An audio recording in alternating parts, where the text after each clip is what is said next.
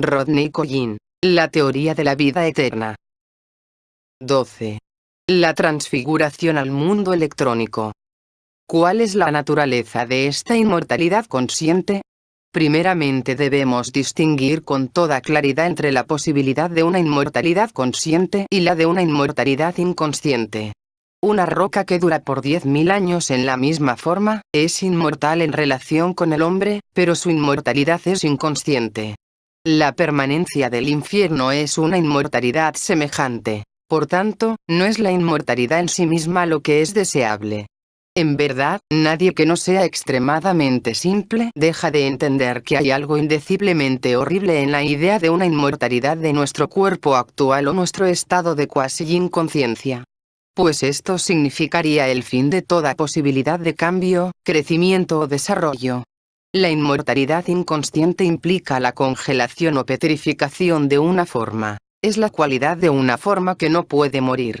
La inmortalidad consciente está ligada con el poder de pasar libremente de una forma a otra, de trascender de formas inferiores a formas superiores. Es la cualidad de un principio vital que se ha hecho independiente de las formas perecederas. Estas dos posibilidades son antitéticas. Ahora bien, el poder de cambiar de una forma o vehículo a otro, implícito en la inmortalidad consciente, depende de un principio perfectamente definido. Para llegar a ser inmortal conscientemente en un mundo, es decir, para adquirir el poder de cambiar su propio vehículo en ese mundo, la voluntad, es necesario poseer y controlar un cuerpo perteneciente al mundo superior, un cuerpo del siguiente y más sutil estado de materia. Podemos ofrecer un ejemplo muy sencillo de este principio. Las casas, los coches, los aeroplanos, los trenes del ferrocarril son vehículos hechos de materia en estado mineral. El hombre físico posee el poder de cambiar voluntariamente de uno a otro de ellos mediante el dominio que tiene sobre su cuerpo celular, un cuerpo hecho de materia en una condición superior. Si su casa o su coche mueren, es decir, se derrumban o descomponen, puede abandonarlos y buscar otros nuevos. Así, en cierto sentido, el hombre físico puede decirse que es inmortal respecto de tales vehículos, puesto que puede entrar en ellos, habitarlos, abandonarlos o cambiarlos a voluntad. El mismo cuerpo celular le hace, también, omnipotente respecto de la materia en forma mineral o estado metálico. Puede fabricar objetos de esta materia, fundirlos, reconstruirlos en nuevas formas, etc. En relación con un pedazo de hierro o de los vehículos hechos de ese metal, él es a la vez inmortal y omnipotente. Es Dios. Ahora podemos entender por qué la idea de hacerse realmente inmortal en relación con el mundo celular es solamente concebible mediante la creación de un cuerpo superior, es decir, un alma, y con completo dominio sobre todos sus poderes. Pensar que un hombre puramente físico pudiera adquirir inmortalidad y omnipotencia en el mundo celular, sería como imaginar que una bicicleta pudiera adquirir dominio sobre otros vehículos de su propio nivel. De todo esto se concluye que en el universo hay muchos grados inherentes a la inmortalidad. Cada mundo de materia es inmortal respecto del mundo más denso e inferior. El mundo molecular de la Tierra es inmortal con relación al mundo celular de la naturaleza que periódicamente muere y renace sobre su superficie. El mundo electrónico o solar de la luz es inmortal en relación con el mundo molecular de la Tierra. Y un ser que posea un cuerpo de la naturaleza y materia de uno de esos mundos, debe disfrutar una inmortalidad potencial con relación a los seres que habiten el mundo inferior. Así, si un hombre que tiene completo dominio sobre su cuerpo celular es inmortal y omnipotente en el mundo de los cuerpos minerales, un hombre que tenga completo dominio sobre un cuerpo molecular o alma, puede, a su vez, ser inmortal y omnipotente en el mundo de los cuerpos celulares. Y un hombre que tenga completo dominio sobre un cuerpo electrónico o espíritu, será inmortal y omnipotente en el mundo de los cuerpos moleculares, es decir, será inmortal y omnipotente en el mundo de las almas humanas. Ahora, por fin, podemos empezar a comprender la inmensa significación de un espíritu. Pues el hombre que haya sido capaz de hacer o adquirir un cuerpo permanente de esta energía divina que a los hombres ordinarios solo se presenta como un relámpago en el momento de la muerte, será un hacedor de almas humanas.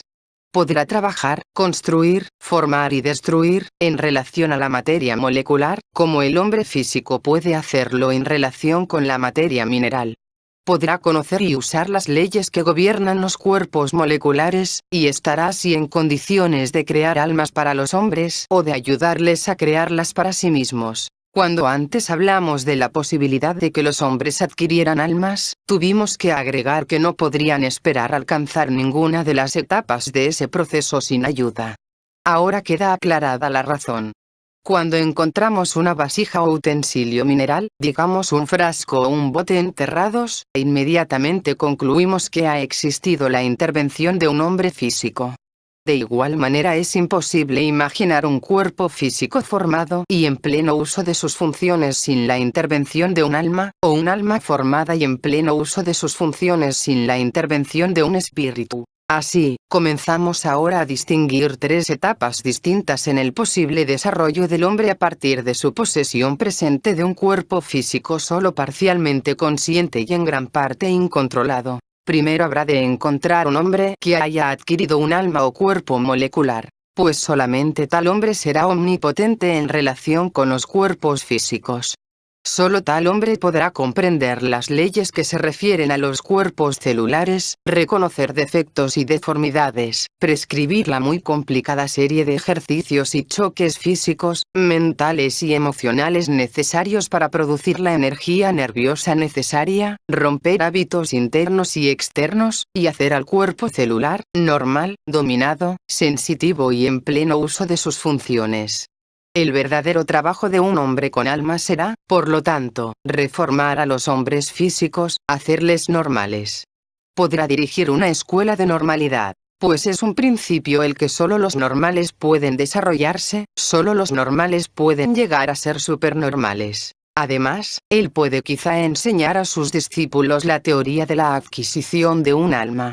Puede ayudarles a desarrollar la voluntad, la percepción, la unidad y la conciencia que, como hemos visto, son esenciales para esa tremenda tarea. Pero no podrá dotarlos de almas. No podrá trabajar directamente en el mundo molecular. Solamente un hombre que posea un espíritu podrá crear y conformar almas, así como el hombre que posea un alma puede formar y conformar cuerpos. Tal hombre trabajaría con hombres que hayan logrado llegar a ser físicamente normales y en los que almas embriónicas han comenzado a crecer, y él podrá formar, desarrollar y educar esas almas. Podrá dirigir una escuela de almas, de cuyas condiciones y circunstancias muy poco podemos imaginar. Finalmente tenemos que suponer escuelas para la adquisición del espíritu, cuya conducción y trabajo no podemos ni imaginar. Solo un aspecto de tales escuelas es concebible para nosotros y nos concierne. Un candidato debe ya poseer un alma madura. Y la adquisición de un espíritu por tal hombre puede relacionarse con la posibilidad de dotar a sus discípulos con el alma que él ya posee. Esa será su prueba. Debe poner a alguno en su lugar. Esta idea nos revela uno de los principales principios relacionados con la creación de cuerpos nuevos y el consecuente cambio de lugar en el universo. Igualmente revela por qué tal tarea es tan extraordinariamente difícil. Como todo nuestro estudio ha tendido a demostrar, el universo todo es sólido, es un todo completo formado por la repetición de todas las cosas en su propio lugar. Así que, para que un objeto deje su lugar, digamos un hombre que abandone su lugar en el mundo celular y adquiera un lugar permanente en el mundo molecular, dos cosas son necesarias. Primero, algún lugar en el mundo molecular debe ser desocupado, para hacerle sitio. Y segundo, algún hombre procedente del nivel inferior de comprensión debe ocupar el lugar que él mismo desocupa. Además, aunque no podamos imaginarnos cómo sucede, el proceso debe continuarse fuera de nuestra vista tanto arriba como abajo. Toda una cadena de hombres debe moverse, cada uno al lugar que el otro deja.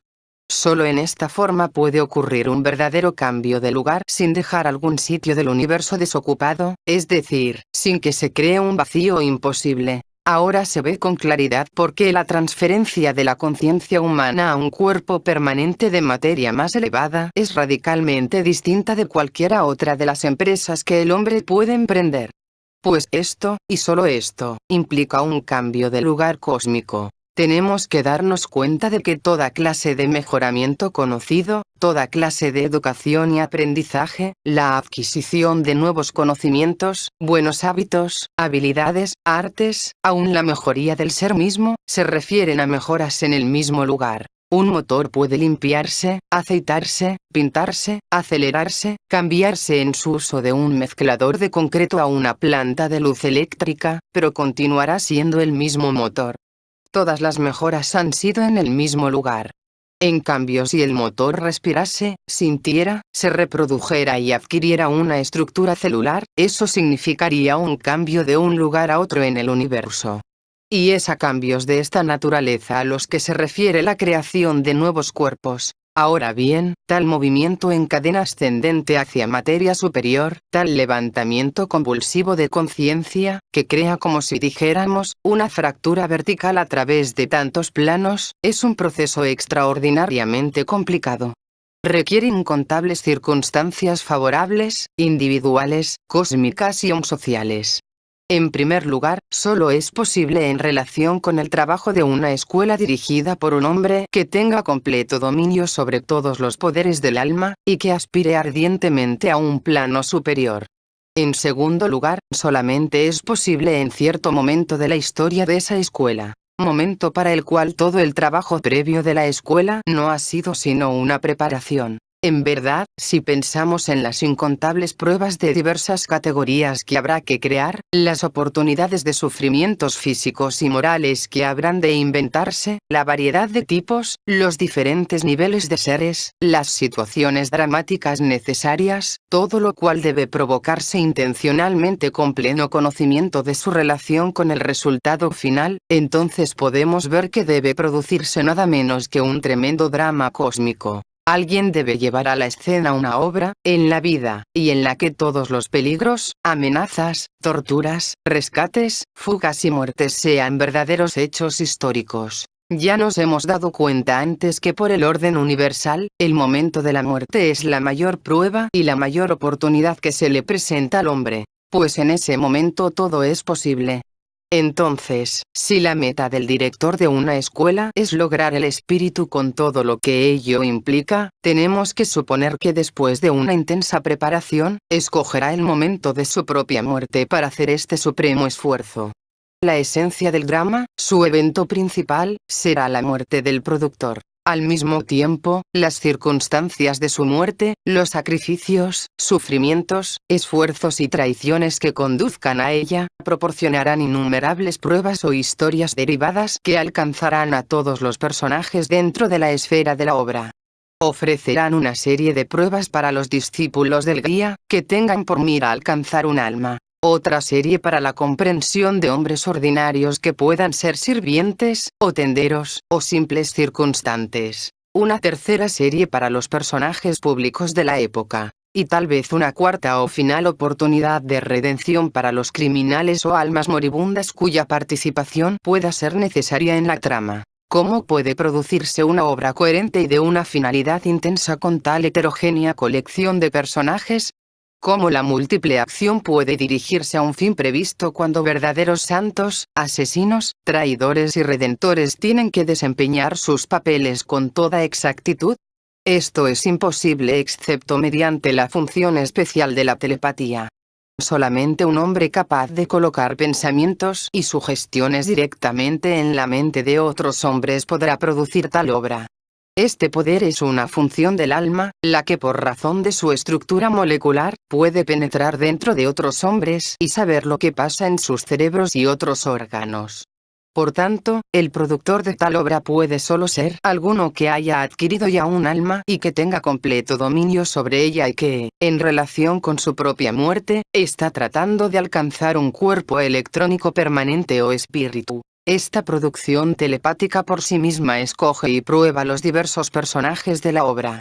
La primera prueba será determinar si aquellos a quienes dirige se dan cuenta de lo que les sucede. Supongamos que la sugestión de algún acto familiar es colocada en la mente de un hombre. Ciertamente la tomará como su propio pensamiento y si no está demasiado ocupado o es demasiado perezoso, probablemente la llevará a cabo, diciéndose que decidió hacerlo así. Por otra parte, si la sugestión se refiere a alguna acción no familiar ni característica de él a menos que la emoción le mueva profundamente, la hará a un lado, diciéndose que resolvió no hacerlo. Así todos los personajes ordinarios en tal obra, pueden ser utilizados para hacer lo que normalmente hacen. Desempeñarán sus papeles naturales, pero de acuerdo con la acción. Para los discípulos, sin embargo, la situación es distinta. Al encontrarse en su mente con imágenes de acciones muy difíciles o inusitadas, si se han acostumbrado a la disciplina escolar y a una lucha interna seria por el dominio de sí mismos, pueden ver en esto una oportunidad especial, y harán todo lo que puedan por ejecutar tales acciones. Supongamos que se trata de un gran sacrificio o un desafío a las convenciones sociales, mediante el cual se pone a prueba su lealtad. El discípulo débil la hará a un lado, diciéndose: después de todo, el guía no me ha dicho que haga eso. Por su parte, el discípulo fuerte puede ver en ello una oportunidad para desarrollar su voluntad, para dominar sus propias debilidades. Además, si ha aprendido a conocerse bien, se dará cuenta de que tales ideas le son ajenas, que no pueden proceder de su mente habitual.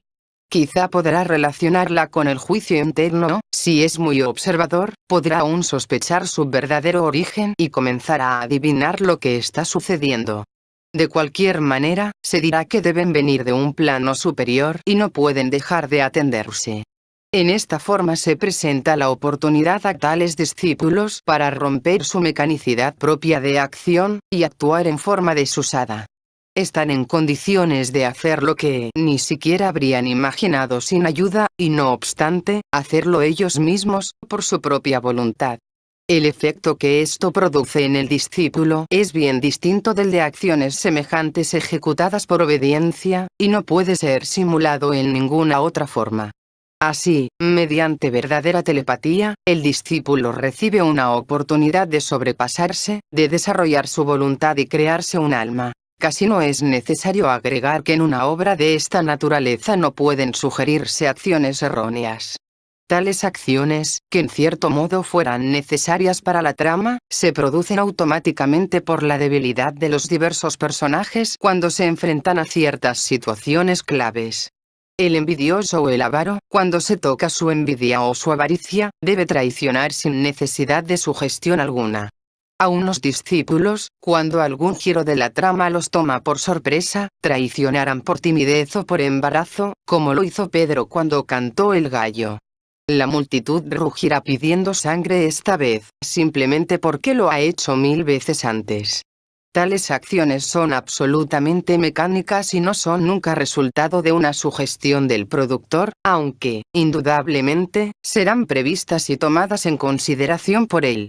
Puede aún suceder que, conociendo la principal debilidad de un discípulo, el productor origine alguna situación externa a propósito, para poner de manifiesto su debilidad en forma casi irresistible, en tanto que al mismo tiempo sugiere telepáticamente al discípulo la forma de vencerla. De esta manera puede producirse la tremenda fricción interna necesaria para la adquisición de un alma. Algunos argumentos de tales obras han llegado hasta nosotros conservados en la masa de escrituras más filosóficas.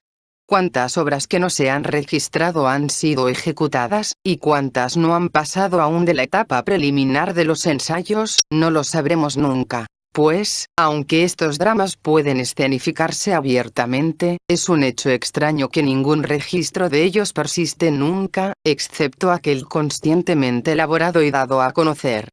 Si los productores no están listos aún para registrar, la actuación permanece desconocida. Quizá la relación más clara se encuentra centrada en las figuras de Buda, de Milarepa y de Cristo. La relación budista conocida por el libro de la Gran Muerte parece muy incompleta y editada en forma cuando ya casi toda espontaneidad de una representación real y viva había desaparecido. Los episodios finales de la vida de Milarepa, por el contrario, son muy vividos y contienen algunas variantes interesantes del drama cristiano. Pero es este último, el Evangelio, el que, por lo menos para el Occidente, debe constituir el ejemplo perfecto, la actuación clásica, como si dijéramos, de tal obra. Hay otras diferencias.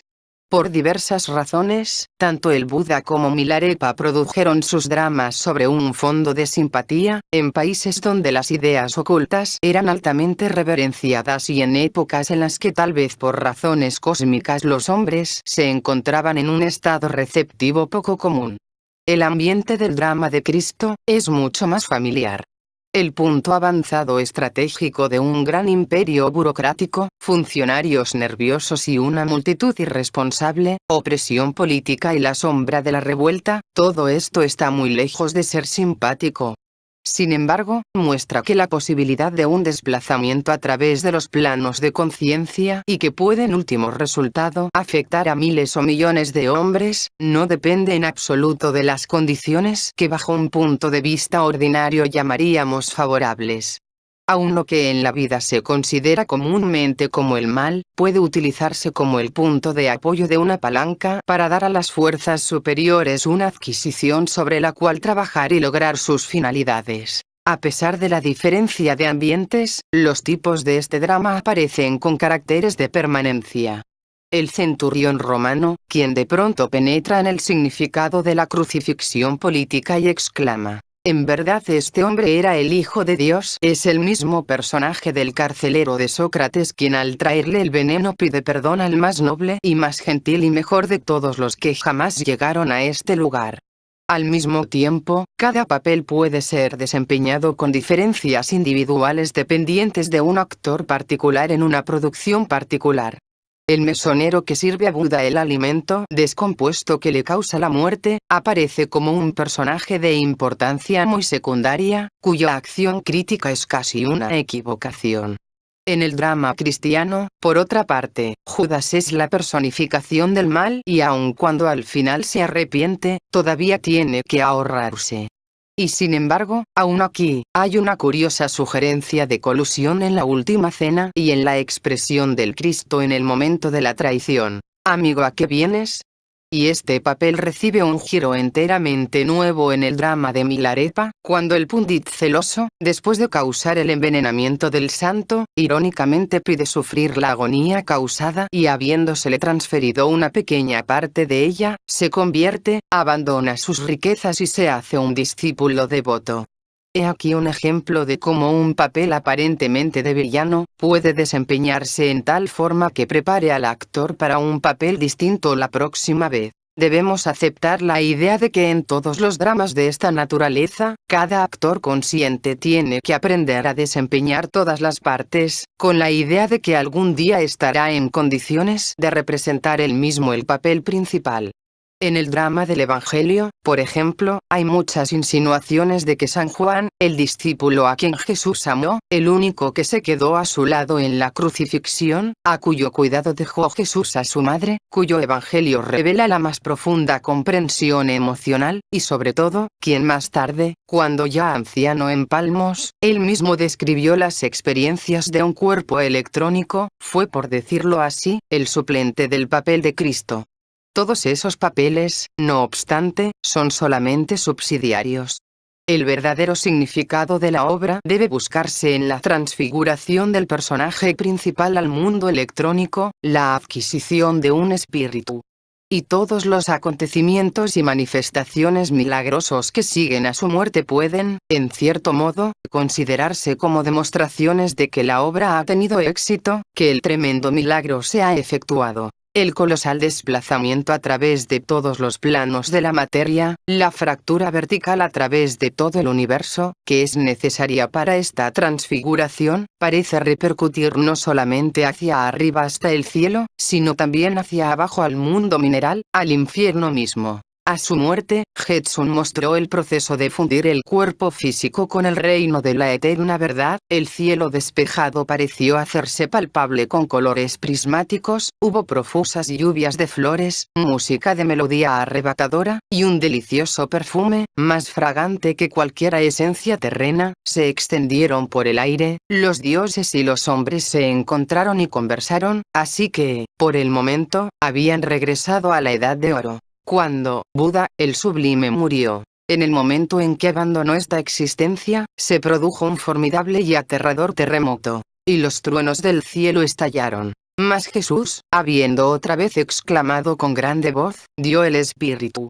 Y he ahí, el velo del templo, tiempo, se rompió en dos, de alto a abajo, y la tierra tembló, y las piedras se hendieron, y se abrieron los sepulcros, y muchos cuerpos de santos que habían dormido, se levantaron, y salidos de los sepulcros después de su resurrección, vinieron a la santa ciudad, y aparecieron a muchos. Todo esto confirma la idea de que algún tremendo dolor de parto que alcanzó a todos los ámbitos del universo, ha tenido lugar.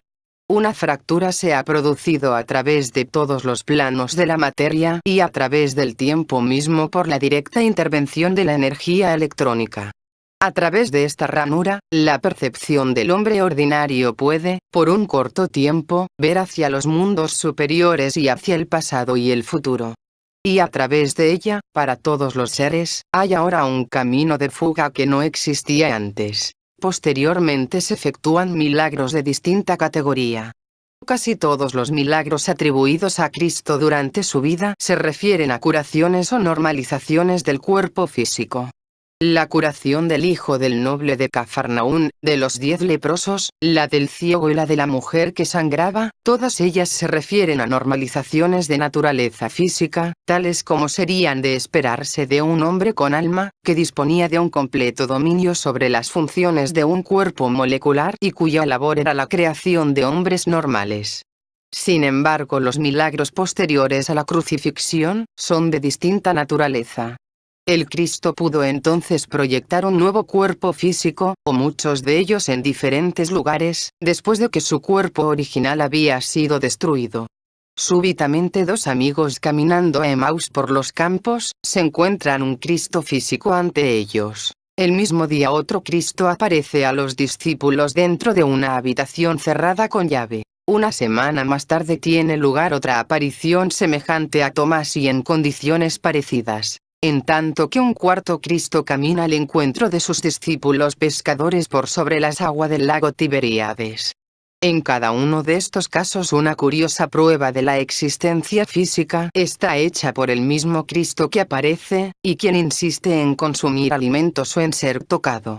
Esto parecería curiosamente fuera de lugar, de no ser por su propósito de mostrar que la aparición no es una alucinación ni siquiera una visión, sino un cuerpo físico real.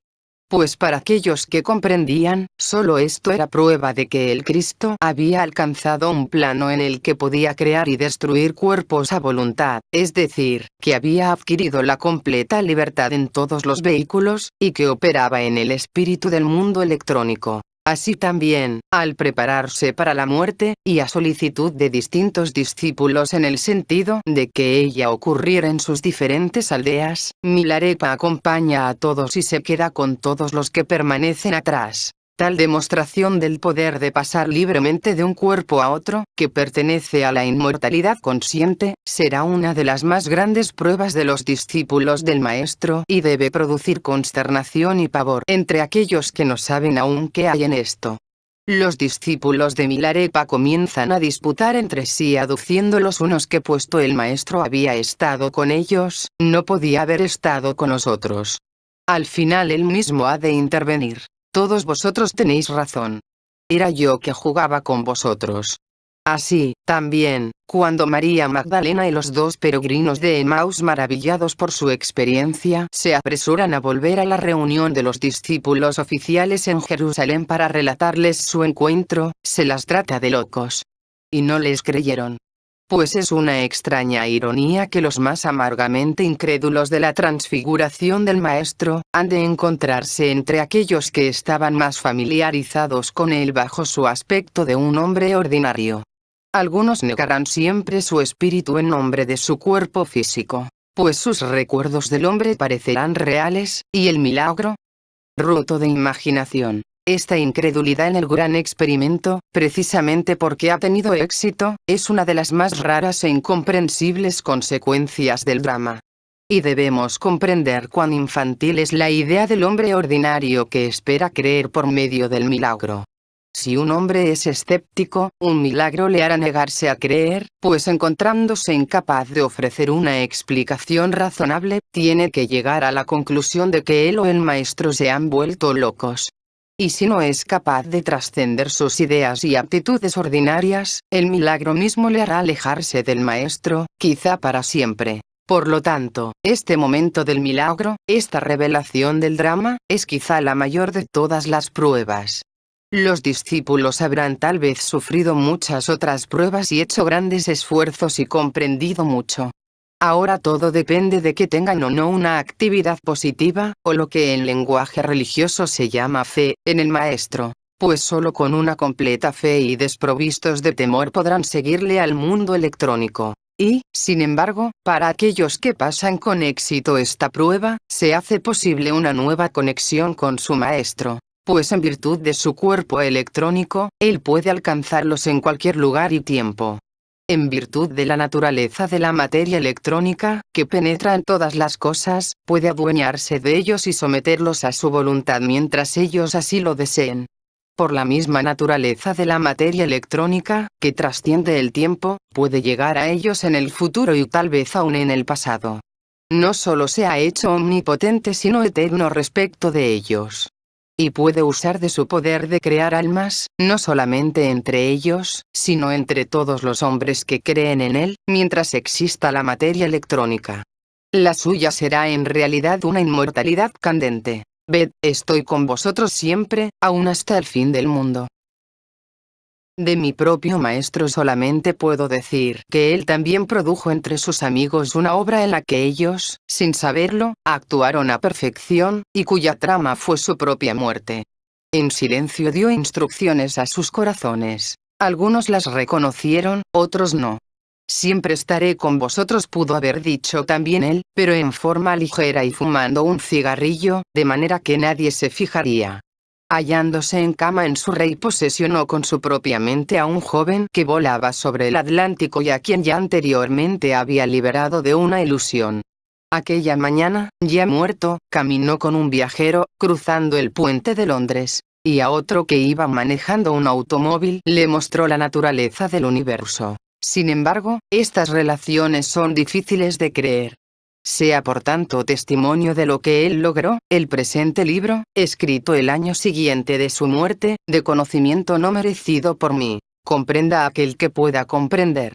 Pues así es. 19 de noviembre de 1948.